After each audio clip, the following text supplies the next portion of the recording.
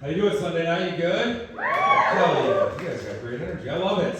I'm Wayne. I'm married. I have a wife. She's wonderful. She's very liberal, which is fine. People can believe whatever they want to believe. It doesn't matter. It's what makes America great. What I will say though, she's what I call inconveniently liberal. I don't know. That's where she wants you to change your whole life for something she saw on TikTok. So she wouldn't let me eat a Chick-fil-A for like 6 years. I still did. I just tried not to tell her, right? I didn't dare. So she would hate it whenever I went there. And however she found out is that when I'd come home, because I'm a stupid man, I would take my phone and my wallet, my keys, and put everything right on the entryway table. Because I'm also a stupid man, I would keep all my receipts. Why do I keep my receipts? They're there. And she would just go through and triangulate my position throughout the day and see all the bullshit I got into. She always find the Chick-fil-A receipts, and she'd write on it, I know what you did, and leave it on my pillow for me to find before I go to bed. Like I'm a 14-year-old whose mom found porn in their room, right? Confronting me with that. So after a while, after all the fighting, we decided to come up with a compromise, because that's what married couples do. The compromise was whenever I go to Chick-fil-A, I would bring her the receipt, just own up to it, and she would donate that much money back to the Human Rights Campaign, right? It's a great compromise. It's actually better for gay people because Chick-fil-A is a business. They're not spending 100% of what I spend on that chicken sandwich to hate gay people, right? But like, Human Rights Campaign spending it all. So really, I'm a hero, right? Like, I'm a hero now. Like, it's from my wallet, but it's okay. That compromise goes both ways. Because whenever I came home and saw her watching an episode of Teen Mom, I had to make a hefty donation to Planned Parenthood, right? That show's doing more damage to America than any goddamn chicken sandwich, I'll tell you what. I know, God bless chicken sandwich, right? That's their whole fucking deal. That's why they're closed on Sundays. You got a priest back there blessing the pickles.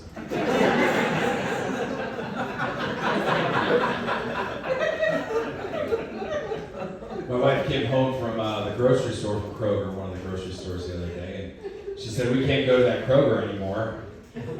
Something I've heard before. Why? Why this time? And she said, because I got catcalled by an employee at Kroger. I was like, well, you shouldn't go to the grocery store dressed like a slut. We talked about this. We talked about this. No, I didn't say it. I promise I didn't say it. I did not. I thought it really fucking hard, though. It was up there.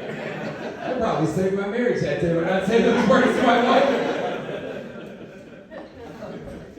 No, I said, you should do what every white lady does and tell the manager. And she said, it was the manager.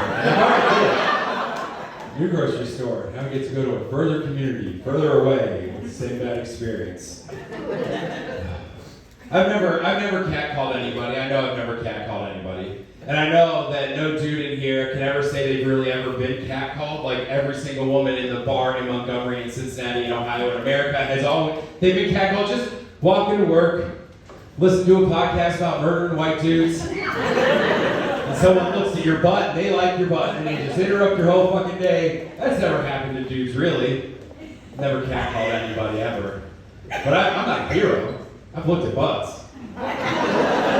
We've all looked at butts, right? Everybody looked at butts. 5 people looked at butts, right? If you're not clapping, you're fucking lying. We've all looked at butts before. Everybody's looked at butts. We've been stuck on a crowded escalator at an airport with someone's ass right in our face on the side of ours. Just pray they don't blow that Chipotle all over our face, right? No one's riding escalators like this to avoid looking at someone's butt. Like, you don't look at my butt either, mister, right? We look at butts. We don't say anything. That's what humans do. I've never catcalled anybody, but I have dog-called lots of people. I don't know if you know what dog calling is. That's a fun thing white people do where we roll down our windows and stop people on walks and say, hey, your dog's real cute. What kind of dog is that? Did you adopt or did you shop, you monster, right? He's like, treats? Can I pet it? Bring it on over. Let me pet it. Can I take your dog for a walk? Oh, what will I do with my car? Well, why don't you drive my car around the block and I'll take your dog for a walk around the block. How about that? People hate it. It makes them very uncomfortable. I say if they don't like it, they should take their dogs for walks dressed like sluts. So, excuse me. The dogs, not the people, right? We don't slut shame people here, just dogs. We are married. When we planned our wedding, we have what I like to call a shake and bake wedding. I don't know if you're familiar with the old shake and bake commercial, but that's where mom would come home after working and prepare an entire 7-course meal for an entire family of 7. And then the kid sitting on the counter, she would drop some chicken into a bag of breadcrumbs, and the kid shake it all up and go, and I helped. Well, in our wedding planning process, I was the kid shaking the bag of breadcrumbs. That's the equivalent that I did. I got to pick my tie. It was a choice of 2 ties. Both of those ties were purple. I'm not gonna lie to you, I actually didn't know they were 2 different ties. I thought it was the same tie twice. I thought my wife was smart and got me a tie, so when I got ranch on the first tie in the party bus, we'd be covered in pictures. So she's very smart. She planned her whole wedding, and my idea is that she planned a 230-person wedding, huge, pulled it off, she killed it. She did all that work, and my job was to plan our honeymoon. And I just cleared the location with her. I said, what about Asheville, North Carolina? She said, great, go with it. So I went out planning the honeymoon of our dreams. I got us a little Swiss chalet off in the mountains, private by itself with a white picket fence. And then I called and made reservations for brunch at a place that I liked. It's my favorite restaurant. It's called Biscuit Head. It has both of my favorite things. It's really a perfect honeymoon brunch spot, if I do say so myself. And I called and made a reservation for Wednesday there, and then that was it. That was all I did. That was it. I figured we'd wander and we'd go about and find out what to do when we met locals. And so we got to our honeymoon, we showed up, and when we got down to our house, we started unloading the car, and she goes to the fence, and she can't get the gate. She's like rattling the gate. She's stupid, and so I come up, first try, click, there we go, I'm the gate man now, so I'll just take care of the gate all weekend. We unload, we go, we have the time of our life. On Tuesday night, we go out drinking through the brewery scene, and we meet some people, and they found out we just got married because we were telling everybody that we just got married, and they bought us a shot of Jameson. And to this point, I'd never seen my wife do a single shot of Jameson. She followed that 1 shot of Jameson with 2 more shots of Jameson. I guess marriage sure really does change a woman, right? But it makes sense. Jameson comes in 3 shots. I don't think they're allowed to sell you just 1. I think you have to 3 consecutive. We go home, we do nothing because she was too drunk and I'm a gentleman. And we wake up the next day.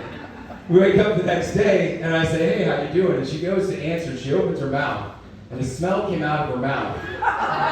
A smell that smelled like all of Asheville, North Carolina died inside of her mouth the night before, like the whole town. And it's a very peculiar smell. It's a little bit like patchouli because all of their homeless population looks like they're on their way to or from a Grateful Dead concert all the time, right? So she goes to answer and says, feeling a little rough. And I was like, well, it's biscuit head day, so you want to go get some biscuits? And then I'm trying to with her. And she says, yeah, so she gets up to get ready. And we go out the house, and we get up to the gate. I get the gate, I'm the gate man. We go to the car, she sits in the passenger seat, I'm in the driver's seat, and as she pulls the door shut and throws on her seatbelt, immediately the seatbelt comes flying off, the door flings open, and she starts running back to the house, running to the house. I know this is to throw up, but here's the thing. We are in the woods. You can puke anywhere. You can puke everywhere. You can become a puke sprinkler if you want to, just go like, ah! I don't know if it works, try it out. You got the opportunity. Well, we're at brunch. It's going to become brunch for another woodland creature later. It'll be cleaned up. It'll be fine. Well, I'm thinking this. She's still fucking with the gate. She can't get into the house. Then I'm watching her through the rearview mirror, and she brings her hand up to her mouth to hold it. The big event's here, and she's going to try and stop it. But you can never stop it. And instead of blocking it in, she Wolverines it, and it is puke fireworks everywhere. Just boom, boom, boom. She finally hops the gate, goes inside, and I follow her and get the gate on the first try. I open the door, and I say, hey, how you feeling? And she is cuddled up on the couch, and I was like, and she's like, go on without me. And I was like, whoa, are you down on the Oregon Trail? What's happening here?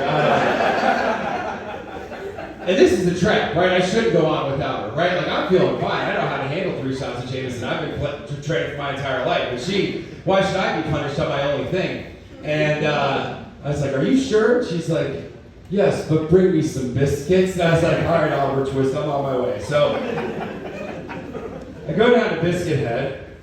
I walk into the door, and the place is empty, and that's when it dawns on me. No one in the history of brunch reservations has ever needed a brunch reservation on a fucking Wednesday. Because people work. Always. They always work. So I walk in to 3 ladies standing behind the counter by themselves.